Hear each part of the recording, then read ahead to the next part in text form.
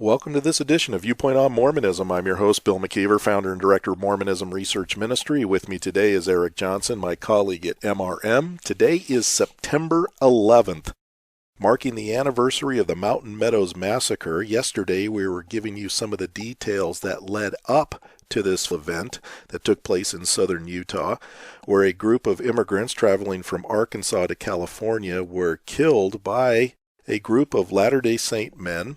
And the question, of course, is who really gave them permission? If you were to believe that what is written in a book that came out a while back by 3 Mormon historians, it seems like the order was given by a man by the name of Isaac Haight, that he was the man behind it. That's a little difficult for me to believe personally, but we don't have a lot of evidence that really gives us all of the details, because as these 3 Mormon historians would attest, that much of the evidence has either been doctored or destroyed since that time period. Yesterday we were talking about what was going on, and we mentioned how at that time there was what was known as the Mormon Reformation. Mormons were receiving fiery sermons of rededication to the Mormon faith, and also Brigham Young during this time was preaching his infamous blood atonement doctrine. And the idea that there were certain sins that a person could commit that would be beyond the atoning power of the blood of Christ, making it necessary for the sinner himself to shed his own blood. A group of immigrants from Arkansas to California happened to come through Utah at this time, and you have to remember also what was going on. There was going to be a change of power in the territory. Brigham Young was going to be taken out of office as the governor. Alfred Cumming was going to be put in his place under President James Buchanan. And in order to make sure that there was a peaceful transition, he sent a contingent of soldiers to go out there and make sure that there would be peace after this decision was finally put into place. Also adding to the confusion was a Mormon apostle by the name of Parley Pratt had been murdered by a man who Parley Pratt happened to had taken his wife as one of his plural wives. The man, Hector McLean, was not too happy about that, ultimately ends up assassinating Parley Pratt. You've got all these things going on at this particular very confusing time. And now you have this wagon train coming through. And they cannot get the supplies they need in order to go on through the desert to California, so they head south towards what's known as the Mountain Meadows. And they come to Cedar City, a small community at that time, trying to get some supplies. They needed some work done at a local grinding mill. The people wanted the person in charge, whoever it was, tried to charge them a whole cow for this service, which they felt was exorbitant. There was an altercation that ensued. There were insults that were given. They were only there for about an hour, and now after this, they leave for the Mountain Meadows. And this is what Leonard, Turley, and Walker in their book say about that incident after they left. This is on page 135. It says, after the Arkansas company left town, Cedar City leaders discussed what to do. As often happens in times of conflict, they focused not on the peaceful immigrants who made up the vast majority of the company, but on a minority whose actions colored their view of the whole. From the Cedar City leaders' point of view, outsiders had defied the law, faced them down in front of their own people, and resisted arrest. They had threatened townspeople, mocked the values of the community, and announced themselves ready to support the army that seemed at southern Utah's doors. The men of the train would not live to tell their side of the story, but the fact that not one Utah citizen was physically harmed by the Arkansas company speaks for itself. Any menacing words from the immigrants were probably just idle threats and boasts made out of frustration and in the heat of the moment. But in the charged environment of 1857, Cedar City's leaders took the men at their word. Therein lies the problem. See, they aren't allowed to give their own side of the story. In fact, for many of the years that we've had up until just not too terribly long ago, most of what we knew about the Mountain Meadows Massacre was actually the story as it was told by the perpetrators. And of course, the Indians took a lot of the blame, and the Mormons themselves didn't want to take any of the blame. But as the story goes, on Monday morning, the wagon train, the Fancher Baker Party as was known, was attacked by a group of Indians in war paint.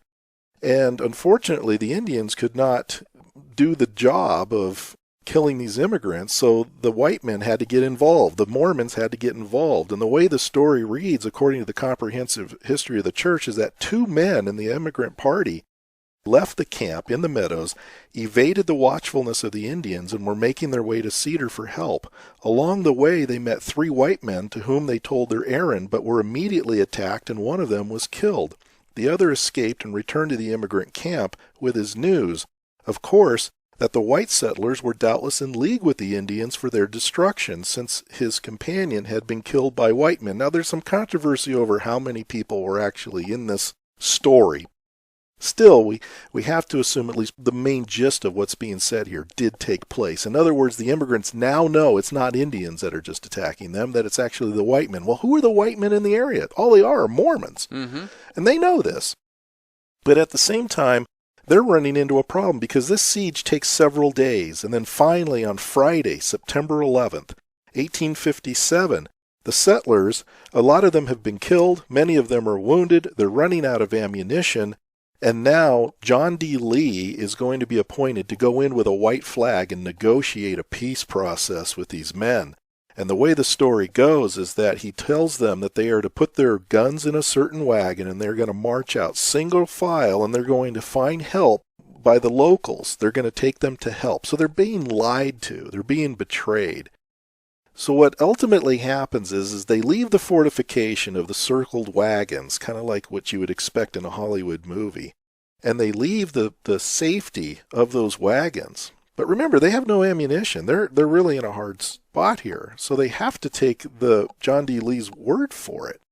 So they march out single file, and when they get a certain distance away from the safety of the wagons, there were Indians that were hiding in the bushes, and also there were men with guns walking alongside the immigrant men and women. And on an order that was given, they opened fire and they killed them all.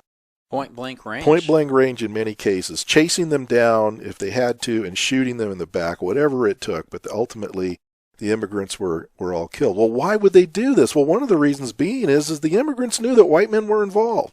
Can you imagine what was going on in the minds of some of these immigrants as they're being marched out in single file? Knowing that white men were involved in this, they have to be wondering, are these guys in on it? I can't even imagine what was going on in their mind. But the point is this.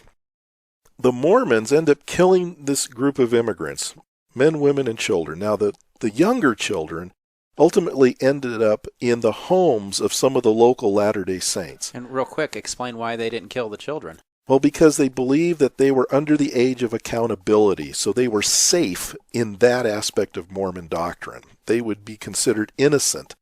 So they were put in Mormon homes. Years later, when the families would start coming back to get these children, the Mormons actually charged them for taking care of them, so adding insult to injury. But the fact remains is the men who were involved took an oath of secrecy not to talk about this. And for many years, it was always the Indians that got the blame for this. And it's really only been in recent years that more of this information has come to light. Now, the Mormon Church has never apologized for this. This is where I have a problem. I don't believe for a minute that otherwise faithful Latter-day Saint men would take it upon themselves to kill these innocent people unless they felt that they were going to be protected by someone higher up than a mere local leader like Isaac Haight. There was only one man who had the ability to protect them, and that was Brigham Young. Mm-hmm. The controversy, of course, is, did Brigham Young know about all this? As we mentioned, a lot of the evidence has been destroyed, and as Will Bagley has notably said, and I heard him say this, he says, you don't destroy evidence to protect your innocence. So we will never have the smoking gun, if you will, of whether or not Brigham Young was involved in that. But I have to think that somehow the settlers thought that he must have been behind this. Otherwise, why would they do this, knowing they would not have the proper protection from authorities afterwards? Now, in the last decade, there have been a lot of research done. There's been a couple of books you mentioned yesterday, Massacre at Mountain Meadows by the 3 Mormon historians, and then Will Bagley's Blood of the Prophets.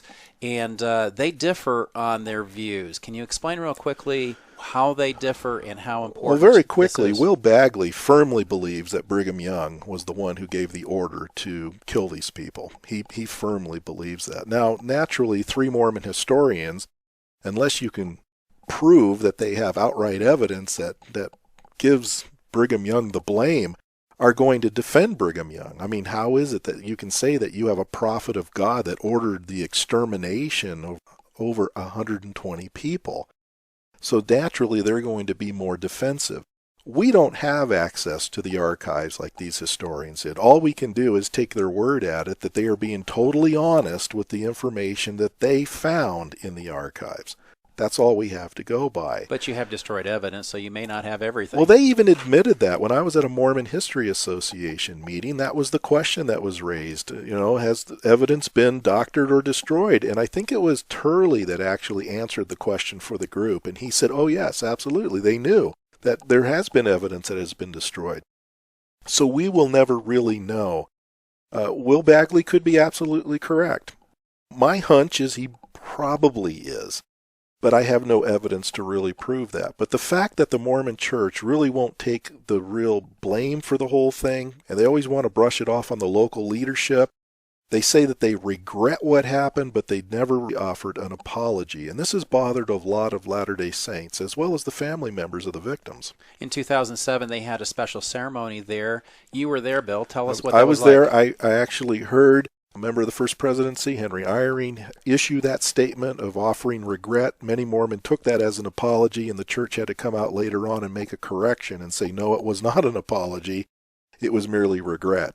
So the Mormon church, the buck apparently doesn't stop in Salt Lake City. I wish they would have just saying, you know what, it is a terrible tragedy. We're sorry. We don't, if Brigham Young had something to do with whether he didn't, we're sorry. The circumstances certainly were undermined, or I should say underlie some of the statements that Brigham Young was making at that particular time, and take at least that much credit for it. But they didn't, sadly. And so that wound will probably never heal.